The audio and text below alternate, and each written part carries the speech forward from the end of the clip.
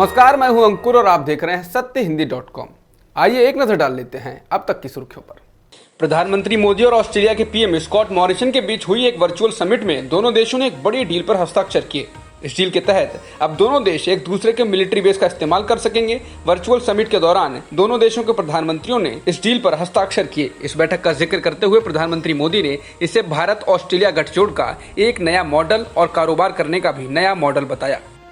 केरल के पालक्कड़ जिले में गर्भवती हथिनी की दर्दनाक मौत के मामले में मुख्यमंत्री पिनरई विजयन ने गुरुवार को बयान दिया। उन्होंने ट्वीट कर कहा कि गर्भवती हाथी की हत्या में 3 संदिग्धों के खिलाफ जांच हो रही है। हम दोषियों को सजा दिलाने के लिए हर संभव कोशिश करेंगे। लॉकडाउन के दौरान निजी कंपनियों को कर्मचारियों को पूरी सैलरी देने का आदेश देने वाली मोदी सरकार ने अब सुप्रीम कोर्ट में एकदम अलग रुख अपनाया है। सरकार ने कहा यह कंपनी और कर्मचारी के बीच का मसला है।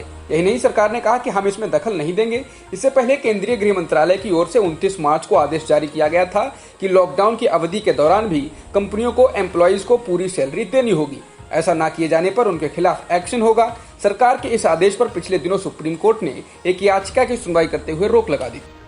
आज पीएम केयर्स फंड को लेकर दिल्ली हाई कोर्ट में भी याचिका दायर की गई। इस याचिका में इस फंड की सारी जानकारी को सूचना के अधिकार के अंतर्गत लाने और पीएम केयर्स फंड के ट्रस्टियों को अपनी वेबसाइट पर इस फंड में प्राप्त हुए धन का विवरण देने और उस धन का कहां उपयोग हुआ है इसका ब्यौरा देने के निर्देश देने की मांग की गई है। याचिका पर तुरंत सुनवाई की मांग की गई थी। हालांकि इसको 10 जून के लिए सूचीबद्ध किया गया है। इससे पहले बॉम्बे हाईकोर्ट की नागपुर बेंच ने पीएम केयर्स फंड को लेकर केंद्र और उसके ट्रस्टियों को नोटिस जारी किया है। इस नोटिस में केंद्र सरकार को 14 दिनों के अंदर फंड की डिटेल्स जमा कराने के लिए कहा गया है। आज राहुल गांधी ने उद्योगपति राजीव बजाज से बात की। इस दौरान जब राहुल गांधी ने लॉकडाउन के बारे में पूछा तो उन्होंने कहा जिस तरह से भारत में लॉकडाउन कर दिया गया है वह एक ड्रैकोनियन लॉकडाउन है, क्योंकि इस तरह के लॉकडाउन के बारे में कहीं से नहीं सुन रहा हूँ। दुनिया भर से मेरे सभी दोस्त और परिवार के लोग हमेशा बाहर निकलने, टहलने, घूमने और अपनी जरूरत की चीजें खरीदने और किसी से भी मिलने और नमस्ते कहने के लिए स्वतंत्र हैं। इसलिए इस लॉकडाउन के सामाजिक और भावनात्मक पहलुओं के संदर्भ में कहें तो वे लोग बेहतर परिस्थिति में हैं।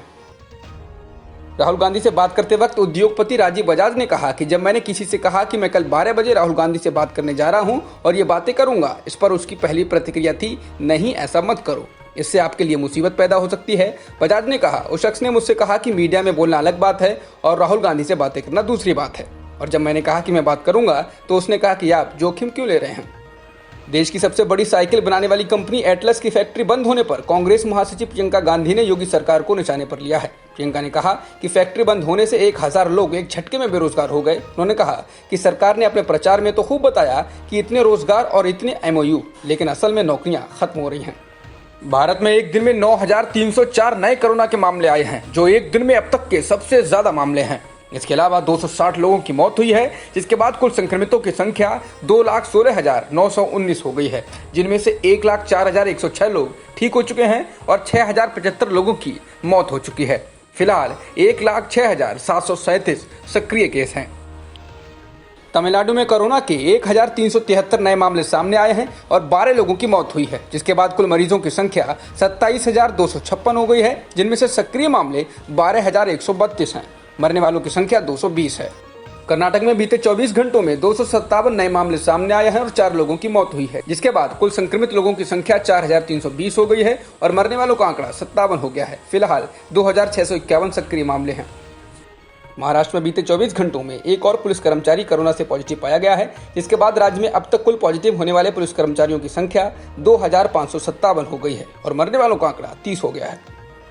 भारत के पूर्व बल्लेबाज युवराज सिंह पर दलित समाज के खिलाफ जाति सूचक शब्द का इस्तेमाल करने पर केस दर्ज कर लिया गया है। हिसार के हांसी में यह FIR दर्ज कराई गई है। बता दें युवराज सिंह ने रोहित शर्मा के साथ इंस्टाग्राम चैट में युजवेंद्र चहल के लिए बोलते वक्त दलित समाज के खिलाफ जाति सूचक शब्द का इस्तेमाल किया था। दिग्गज e-commerce platform Amazon Sunil Bharti Mittal की कंपनी भारती एयरटेल में $2 अरब का निवेश कर सकता है। विभिन्न रिपोर्टों के मुताबिक अमेजॉन इस निवेश के लिए भारती एयरटेल से बात कर रही है। बातचीत अभी शुरुआती चरणों में है।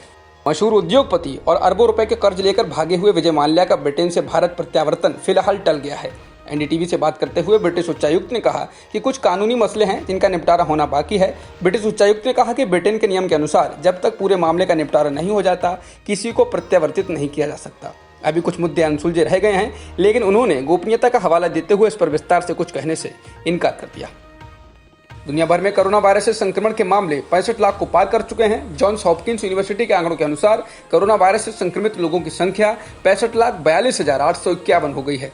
इसके अलावा 3,86,503 लोगों की मौत हो चुकी है। दुनिया भर में कोरोना से सबसे ज्यादा मामले अमेरिका में हैं। जॉन्स हॉपकिंस यूनिवर्सिटी के मुताबिक अमेरिका में कोरोना संक्रमितों की संख्या 18,51,520 है। इसके अलावा मरने वालों की संख्या 1,07,175 हो गई है। अब तक की खबरों में इतना ही। बाकी खबरों के लिए बने रहिए सत्यहिंदी.com के साथ।